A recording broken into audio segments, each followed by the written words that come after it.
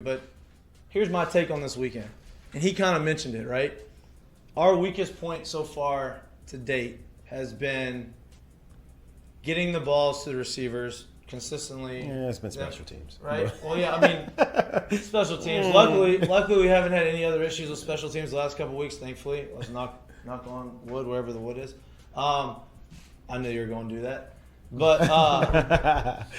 But outside of the special teams, it's been, okay, we have extremely talented receivers. How do we get the receivers the ball in space and let them do their things, right? How does Jaden Daniels read the defense better? How does he make quicker reads? Those things have yet to be figured out, right? Now it's a work in progress. We've talked about that. But their secondary, and I said this a couple weeks ago after I watched them play Florida, and I was like, I think that they are – you can score on them, right? Like I think you have the ability to move the football on their defense. I don't know how deep. I don't think that they're as deep as they should be, and that he basically said that same thing. Ben said that defensively we're not as deep. We don't have the guys in the second and third levels. And to me, like, that opens the door for an opportunity to go out there and put up some points, right? Like if I would love to see them be able to come out. And I know everyone says this, like, oh, let's get a couple easy throws, get the quarterback in rhythm. Well, what does easy throws mean? For me, I would love to see them come out and be able to get a bunch of easy rhythmic throws, meaning guys still moving but that are not far throws down the field. Give me some slants. Give me some crossing routes. Give me some flats out of the backfield. Give me some stuff where guys are moving in short spaces to where you can get stuff and guys can keep running and keep moving. And when you do that, you're relying on the talent of your wide receivers to get open, right? Like you're saying, hey, okay, I'm going to make these reads shorter and easier, but you have to get open because by doing that, and you're there's going to be a lot more traffic, right? Tip balls, pick balls. The thing is, too, about routes shorter, like that, tighter windows. The thing about routes like that, like say if we were running, I don't know, all hitches or some shit like that, right? Like, well, if I'm running all hitches and they're in cover two and they're showing cover two, it's not hitch anymore. Yeah. Right? So you can't run those. So you're asking to do a lot of thinking in those. Whereas if it's slant routes, we just know which ones we can or can't go to. If it's drag routes, if it's crossing routes, they're going to have to keep running. Now you're going to figure out if you're sitting against zone or if against man. Right. If there's man, you can figure out if it's man. We can help you do that pre-snap stuff, right? Yeah. So like stuff like that, I feel like that would be huge for them because now you're kind of taking the thinking out of it a little bit for the receivers because there has been some drops. You're kind of taking the thinking out of it so much for the quarterback, right? And you allow them to just kind of here, let me put it on you, you go. I'm going to put it on you, you go. I want you to explain this because you're a wide receiver at LSU, extremely talented wide receiver. You've played with some extremely talented wide receivers. You've played with some guys who have gone through a little bit of some issues with drops. You've played with guys who have fixed it and been a baller, right? Dwayne Bowe, drops, got his eyes fixed, first-round draft pick. Brandon LaFell one year have some games where he had some drops maybe he should have caught.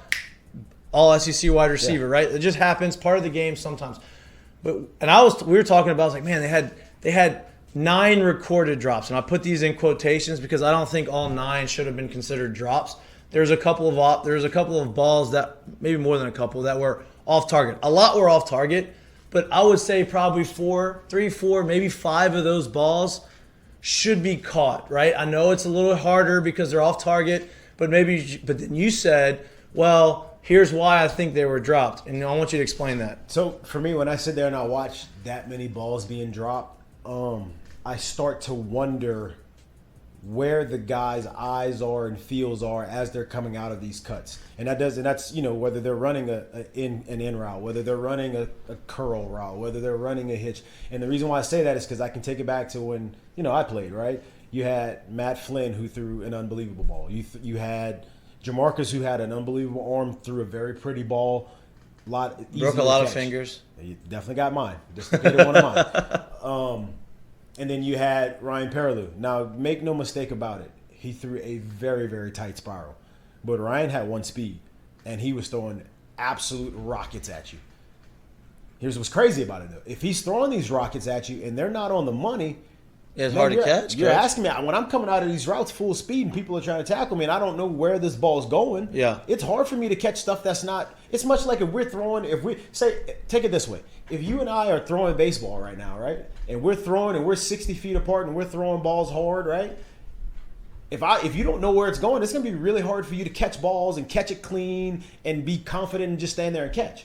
as opposed to if I'm just grooving that thing. Right. And then that's now imagine turn around having to catch it it on the move. So when you go back to the game and you look at the 9 drops, I'm wondering if a lot of these drops are happening because they're coming out of these cuts and they don't know where the ball's going to be. Right. And so now it's here one time, and next time it's here, and there's no real rhyme or reason. Right. So in their mind, they're like, well, shit, I don't know if I'm about to get hammered right here just trying to go get this ball because it's not where I thought it was going to be. Yeah. And then you get the alligator arm, and that's kind of how the thing goes. So it looks, that becomes a big thing. And I'm wondering if that's something that's kind of going on. Yeah, and I agree. I agree with you because I understand like the analogies, and I understand not knowing how the ball is going to come out, where it's going to be. Right now, the only reason I said 3. Well, no, and I'll just say this: like, let's make no mistake about this thing. Like, let's tell the truth about it.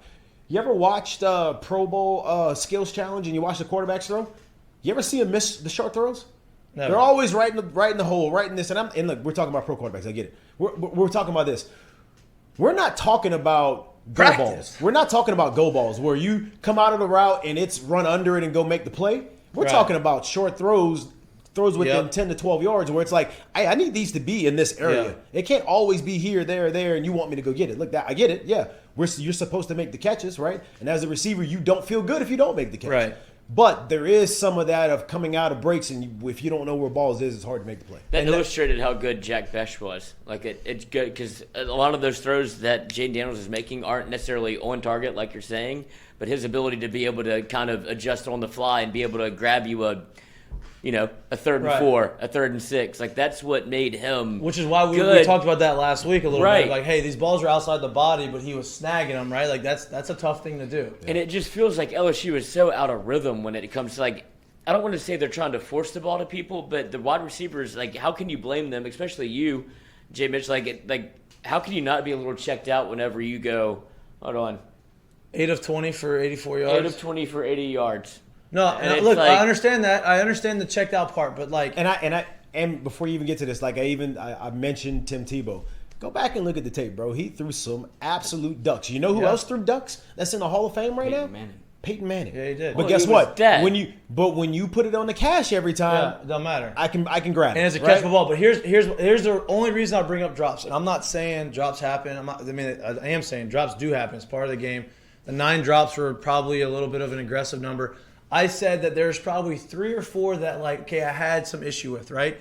A little short out route, Kayshawn dropped, right? Those are the one 3rd and 12. You catch that, it's 3rd and 8, 3rd and 9, or 3rd and 7, 3rd medium. I'll give you my take on that. Right? I agree with that. Right, that one, right? You have the one to Brian Thomas when he's sitting on the sideline, right? Like, the balls that I am talking about are the ones that aren't necessarily, hey, I'm out of the break and boom, here's a fastball. It's the ones where like, hey, I'm out of the break and I'm already looking at you and have time to adjust. Which would have taken that 9 down to 5? 5 or 6, yeah. At the end of the day, let's be honest. If you're having 6 drops a game, that's still a lot. Still a lot, right? Right, but the 6 drops, I would the 6 drops that I'm saying that were left on the table had something to do with a little bit of the quarterback being away, and then the receivers not having complete trust that the ball is